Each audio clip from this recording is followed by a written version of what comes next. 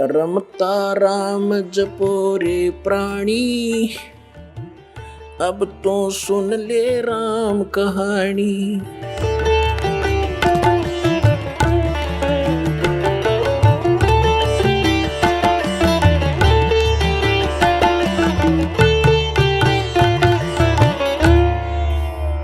ये कहा करते कि कैसे चादर तान के सो गया, जैसे कोई लेट रहा होता, सो रहा होता, कि कैसे चादर ताने सोया है, काम हो लिया तेरा पूरा, यानी कोई काम नहीं रहा तेरे को, निश्चिंत होकर सोना, चादर तान के सो जाना, कि वहां जाकर मुझे परम सुख हुआ।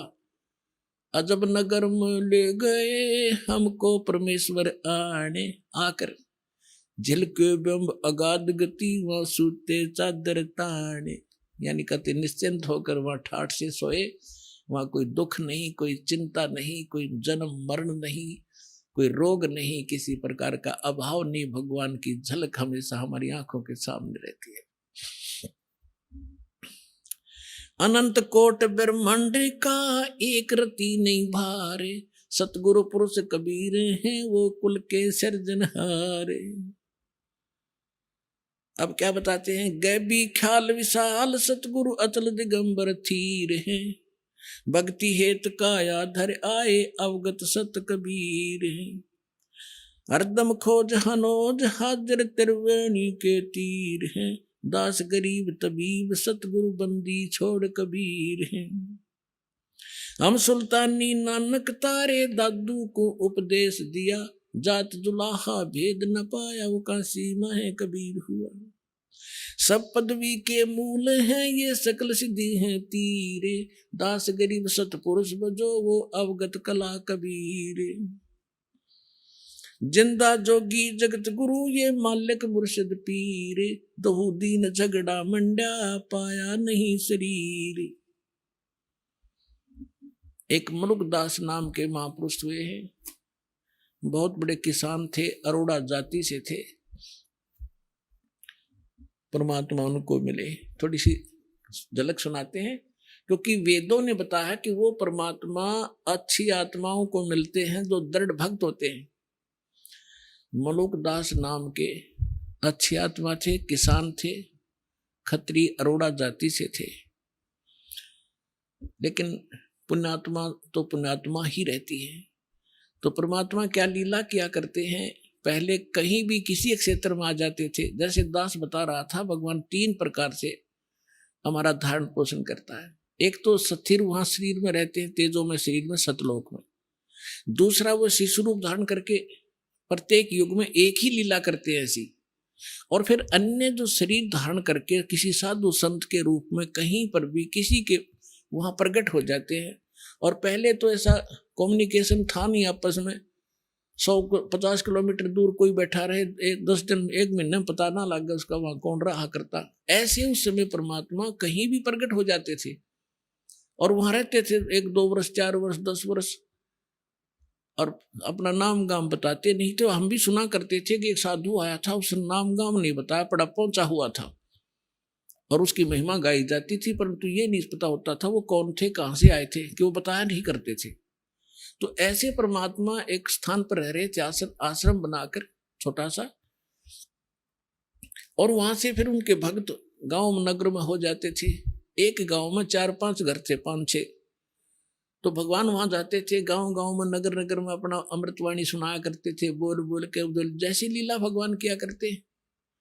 तो मलुकदास के गांव में 4-5-6 भक्त परिवार थे। तो गुरुजी वहां गए सत्संग करने के लिए, तो सभी ने प्रार्थना की आज हमारे घर करना, कल हमारे घर करना, हमारे घर चरण रखना। अब गुरुजी जाते हैं तो उत्तम भोजन बनाया जाता है। तो पहले दिन एक घर में सत्संग किया, बढ़िया खीर खांड का भोजन, हलवा बनाया गया। अगले दिन दूसरे के घर में, अगले दिन तीसरे के घर में। तो आसपास के लोग इस ज्ञान से परिचित ना होकर विरोधी हो जाते हैं, और जगत और भगत के विचारों का मतभेद होने से एक दूसरे के विरोधी ये स्वाभाविक हुआ करते हैं। क्योंकि जो क्रियाएं भक्तों की होती है वो जगत की नहीं होती, और जगत को वो अच्छी नहीं लगती, और भक्तों के लिए वही फाइनल होती है, उसी से उनका कल्याण होता है। जिस कारण से वो गांव का चौधरी था, 800-900 बीघे जमीन थी उस मुल्कदास के। तो उस मुल्कदास जी के पास जाकर, पहले तो मुल्क चौधरी मुल्क सिंह था वो, मुल्कदास क्यों कहे था, मुल्कदास तो पाछा बनाया भगवान ने उसको। अब चौधरी मुल्क सिंह अरोड़ा जी के पास गांव के कुछ व्यक्ति गए, जी ऐसे ऐसे गांव में ठग आ गया है और लूट रहा है, बढ़िया माल खावे है, खीर खांड के भोजन कर खाता है, और ये अपना बिगाड़ रहा सारे हिसाब किताब को। और ब्रह्मा विष्णु महेश के बारे में वो उठ पटांग बोलता है। अरोड़ा जी भी कृष्ण जी के पुजारी थे, मुल्कदास जी। तो मुल्कदास ने सोचा, बुद्धिमान व्यक्ति होते हैं वो अपने सत्र से काम करते हैं, भगवान से डरने वाले होते हैं। उन्होंने सोचा भाई ठीक है, मैं देखो पहले वेरीफाई करूंगा फिर कोई एक्शन लेंगे। अब कुदरती वो सुबह घूमने के लिए जा रहा था, जिस रास्ते से वो जाया करते थे उसके साथ में किसी भगत का मकान था, उसमें भी उस दिन हलवा बन रहा था, हलवे की महक जाया करे दूर तक।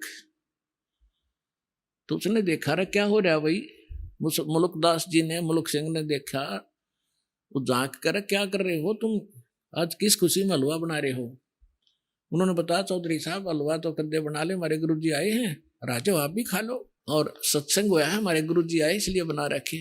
तो उसने देखा कि यूं है वो गुरु जी दिखे, कहा ये कहने लगा कितने दिन हो गए तुम्हारे गुरु जी का आए, अजी आज चौथा दिन है। कहाँ तुम्हारे गुरु जी को, बैठे सामने। मुल्कदास चौधरी साहब गया वहां पर, कहने लगा भाई ठग तू करके क्यों नहीं खाता, क्यों दुनिया को ठगता है, इन गरीबों को तो लग रहा चूसने के लिए, अपना करके खाया करे। तो परमात्मा बोले चौधरी साहब मुझे तो भगवान बगैर किए ही दे रहा है, तो मुझे क्या जरूरत है करने की। अब परमात्मा के सामने उनकी वाणी में कसक थी। मुल्कदास ने सोचा भाई संत है, भगत है, ज्यादा खसना ठीक नहीं इसके साथ, चलो इसने जो कह दिया सो कह दिया। तो उसने ढंग से उत्तर दिया कि एक बात बता महाराज जी, ये भगवान मुझे क्यों नहीं देता बगैर किए। परमात्मा बोले कि तुझे विश्वास नहीं है, तेरे पास वो भक्ति नहीं है जिसमें भगवान बगैर करे भी दे देता है। अब वो भक्ति तो इतनी समझा नहीं, कहने लगा कि एक शर्त रख। मुल्कदास जी बोले बोल। कबीर साहब बोले क्या, कि आज मैं कुछ नहीं खा के आया हूं, घर से निकला हूं, और शाम तक यदि तेरे भगवान ने मुझे भोजन नहीं दिया, बिना करे भोजन दे दिया मेरे बिना किए ही मैं ऐसी जगह जाऊंगा, तो मैं तेरा शेष हो जाऊंगा, भोजन दे दिया था, और नहीं भोजन दिया मुझे तो तुझे अपने खेतों में मजदूर लगाऊंगा, मंजूर है। परमात्मा बोले मंजूर है। अब वो चला गया, उसके खेत थे पूर्व में, अब जा पहुंचा पश्चिम में, गांव नगर से दूर दूसरे के क्षेत्र में। पहले जंगल बहुत होते थे, और वहां जाकर एक वृक्ष पर चढ़ कर बैठ गया, आकाश देखूंगा मुझे कैसे यहाँ कौन भोजन करा देगा, वहां तो कोई जा ही नहीं सकता। अब उधर क्या हुआ कि ये गडरिये होते हैं भेड़ बकरियों वाले, उनका कोई त्योहार था, वो कहने लगे भाई एक खीर बना लो, चावल घर ले आए थे वो।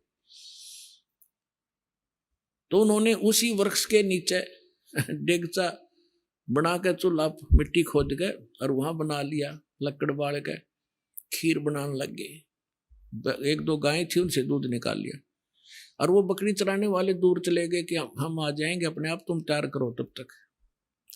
उसके साथ से एक रास्ता जाता था, और उस रास्ते से काफी दूर कुछ घोड़ों की टाप सुनाई दी और धूल उठती नजर आई। उन खीर बनाने वालों ने, उनका तो पता था, जंगल में उनको ज्ञान होता था कि ये कोई डाकू आ रहे हैं, वो तो उनको पता था रास्ता भी यही है। वो छोड़ के बनता हुआ खीर ख्यार भाग गए अपने मित्रों के पास। अब जो ही वो डाकू वहां आकर रुके, उन्होंने देखा भाई ये क्या हो रहा है इसमें, सारे नीचे उतर गए। तो उनमें से एक डाकू ने जाकर देखा कि उसका ढक्कन उठा के देखा कि इसमें खीर बन रही है। उन्हें भूख लाग रही थी, डाकुओं ने कहने लगे भाई पहले खीर खावांगे, रुक जाओ। उनमें से एक समझदार सा था, वो कहने लगा रहा कदे हमारे साथ धोखा हो जाए भाई, कोई इसमें विष डाल गया हो, पहले टेस्ट करना चाहिए, चेक करो फिर खाएंगे। तो चेक करने के लिए कोई पशु पक्षी देखने लगे भी उसमें से कुछ उसको खिलाते हैं। तो उन्होंने कहा रे बनाने वाले कहाँ चले गए, ये छुप रहे होंगे, तो देखो उनको, उन्हीं को खिलाएंगे पहले। इधर उधर देखा कोई नहीं पाया, फिर ऊपर ने देखा तो मुल्कदास बैठे ऊपर, चौधरी साहब। उन्होंने सोचा कि यही है, ऊपर छुप गया डरता। उसने उन कहा डाकुओं ने कि आजा भाई नीचे आजा। अब उसने सोचा, जब तक उसने ध्यान नहीं था कि ये कौन है, वो तो क्यों आंख नीचे बैठा था, अगेन जानते न कोई देख ना ले मुझे। तो उसने कहा कि ना आऊं मैं नीचे, मैं नीचे नहीं आऊं आज। तो उन्होंने देखा कि मारो इसको गोली, हरामजादा क्यों नहीं आता। तो उन्होंने देखा है तो भाई गोली बंदूक भी ले रहे हैं। तो बोला मारियो ना, मैं नीचे आ जाता हूं। वो नीचे आ गया, एक पात्र में खीर निकाल कर करके ठंडी, और कहा इसको खा। वो ने कहा मैं खीर कती नहीं खाऊं, क्योंकि प्रतिज्ञा कर कह रहा चेला बनना पड़ा चौधरी साहब ने। और उनका पक्की जचगी, किसी ने कुछ ना कुछ मिला रखा है, निकम्मे ने, पक्का चोर है। वो खीर तो नाट्य, वो धक्कत खाओ, उसका 2 बारे जूत ला तुम्हारी अखा बैठ के। वो इतनी थोड़ी डाल रखी थी, और डाली को और खा, जल्दी पता लग गया कि नहीं खाओगा तो जल्दी पता लगेगा इसका। 1 घंटे वहां बैठाए रखा, फिर उसने सारी कहानी बता दी जी, मैं इसलिए नाटू था, मारो मत मरे, हमारी एक संत के साथ प्रतिज्ञा थी, आज वो सफल हो, मैं हार गया। तो उन्होंने बोले बात जा तू जाते। अब उसका एक मारे जो उतर भाग लिया सीधा। अब वो जब उसके ऊपर आपत्ति आई कि तू डाकुआ का फंस गया, अरे इनका इन कौन पूछनी आई, मार देंगे गोली तेरे। तब याद किया उसी को, हे जो उनके गुरु जी का नाम तो जाना नहीं था, उन गांव वालों के नाम जानता था, गांव वाले के, कि हे धन्ना के गुरु जी आज मेरी जान बचा दे, मैं तेरा पक्का चेला बनूंगा। वह जान तो बचानी थी परमात्मा ने, तो पक्की निश्चय कर लिया कि आज जान बच गई, जान दे चरण छूंगा उस महापुरुष के। तो वहां से भाग गया पूरी स्पीड में, परमात्मा के चरणों में आकर पड़कर रोने लग गया। परमात्मा बोले सुना भाई, भगवान ने सेवा करी कुछ। बोला जी आपका भगवान तो मर मर खीर खिलावा है, और मैं आपका चेला, आप मेरे गुरु जी, मेरी जान बख्श दिया आप। तो तब उस मुल्कदास ने क्या कहा, जब सारे ज्ञान से परिचित हुआ और सतलोक में ले गए भगवान, फिर वापस छोड़ा उस प्यारी आत्मा को।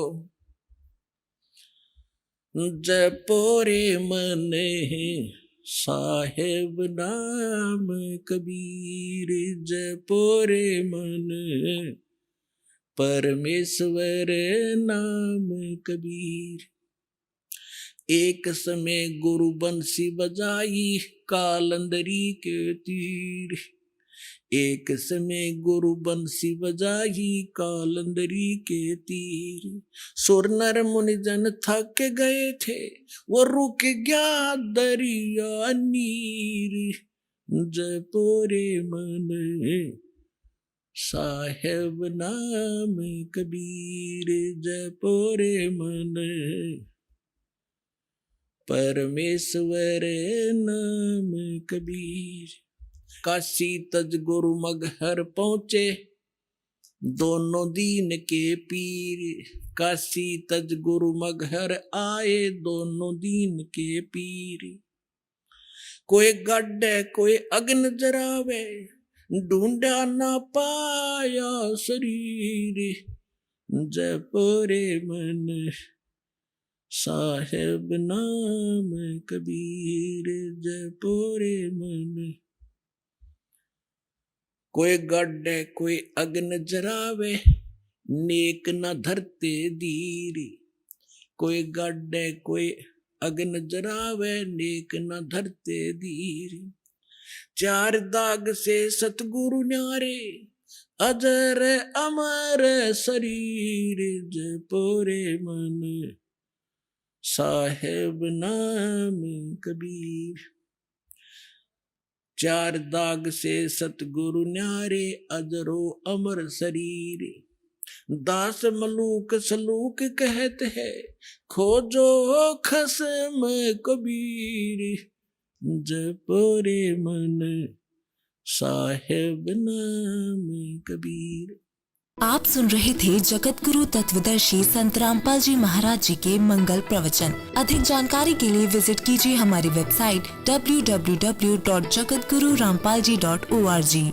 संत रामपाल जी महाराज जी के शुभ आशीर्वाद से पूरे विश्व भर में 500 से भी ज्यादा नाम दीक्षा केंद्र हैं, जिन पर संत रामपाल जी महाराज जी द्वारा ऑनलाइन निशुल्क नाम दीक्षा दी जा रही है। अपने नजदीकी नाम दीक्षा केंद्र का पता करने के लिए संपर्क करें 8222880541।